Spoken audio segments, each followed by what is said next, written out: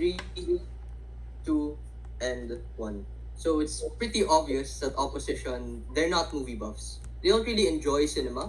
They are probably the perfect example of the average individual person who looks at the film and entertainment industry, sees one movie that's somewhat cool, hears that there's a new Avengers movie in the theaters, and then just moves on to the next TikTok and Instagram reel that they see. That is the reality, and that is the harm that this particular norm has put forth to literally all consumers of movies and TV. Because we don't even see cinema or TV or anything even related to that as art anymore. We see it as a business that is going to pump out the most amount of money possible and make us feel as if we've actually done and consumed something useful for ourselves. Anything else is a failure. DLO's entire extension literally proves this point, that the norm and narrative is precisely why Hollywood's way of making media is leading to all of those people who work in it being burnt out, being unhappy, and less people wanting to actually operate and watch these movies. What is the problem with the way in which opposition tries to win this debate? One, opposition just debates on the wrong motion. Like, I hope you understand this because to a large extent of PM's main points of argumentation aren't really in contention. Because all of his mechanisms of how you can revitalize old trends and how you can reimagine trends operate on a minute amount of instances in the comic book industry and don't even nuance itself to the norm. So maybe he wins if this motion was this house supports DEI interpretations of movies. Unfortunately, that's not the motion that we're debating. Secondly, they barely respond to any material to any of my partners.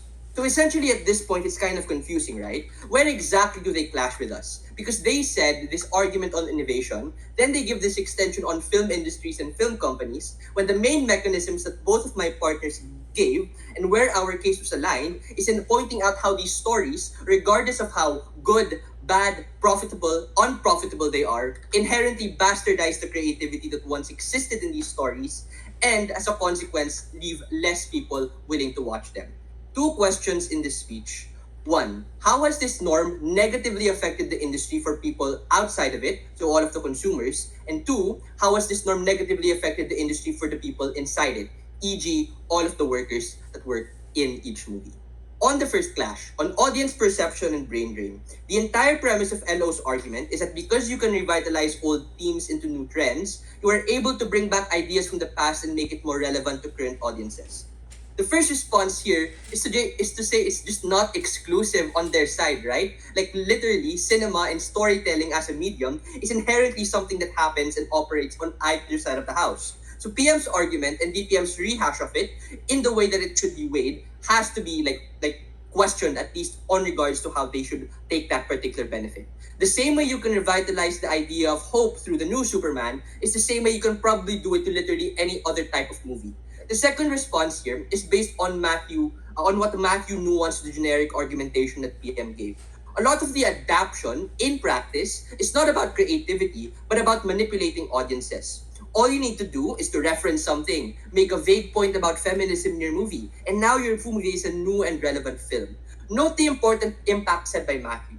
This norm exists not because people lack in creativity, it exists because it's an easy alternative that makes more money. Lucky for us, DLO seems to agree with that. They're actually saying that, these movies, they need all of these sequels and all of these spin-offs because now they need to make more money, and as a consequence, they can fund further projects. Panel, movies like the original Iron Man, the original Captain America, the original Fast and Furious were made on the comparatively shoestring budget, and yet they made profit absent or like tremendously like a more amount of that like absent their particular budget. Indie movies like Hereditary are made with less than $50 million and make more than 100%, 200% of their entire budget. The film industry is not just money, money, money, money, which is literally the call out that we gave that was proven in our case. Don't believe DLO's complete misunderstanding of how movies make money to persuade you into thinking that their side is actually better. What then did we say in regards to how the public perceives it and how it should be credited in this round? Joseph was very clear in setup and in argumentation. On our side, you get an entertainment industry that is less lazy, that is more creative, that is more likely to create like movies that are actually creative and take a little bit more risk that people actually want. So if you like what's currently like the content that exists right now, you're probably going to enjoy the world on our comparative precisely because absent this particular norm, it enables a lot more content to be made that's actually a lot more creative or not just rehashed on the film that came before it. Comparing this to the world that Op seems to want on their best. They want the movie industry to be reliant on fringe cases where once a year an adaptation is less of a meh and more of a oh that was pretty good, and then like to care even less about the adaptation or adaptation the next time it comes around, the next reiteration.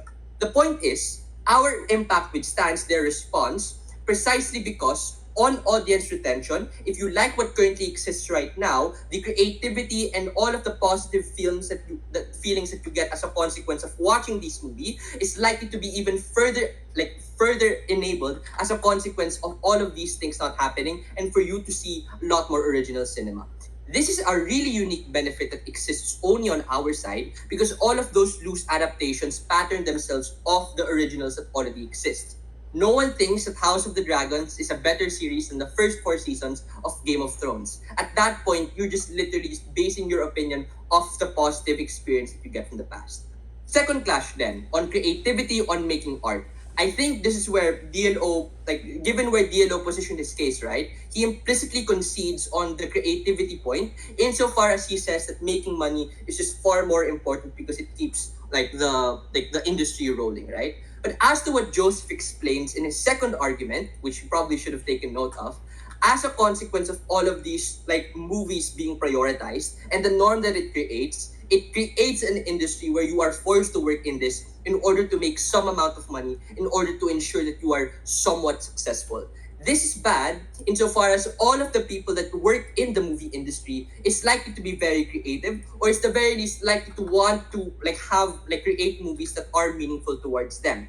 That is to say, the current things that exist in popular media is something that's inherently like not something that creative or something that you deprioritize precisely because it's something that's popular and like a reused idea. I think for all of those reasons, they really can't win this debate just by saying, new movies are, these movies are new, therefore they are good. All of those reasons, proud to propose.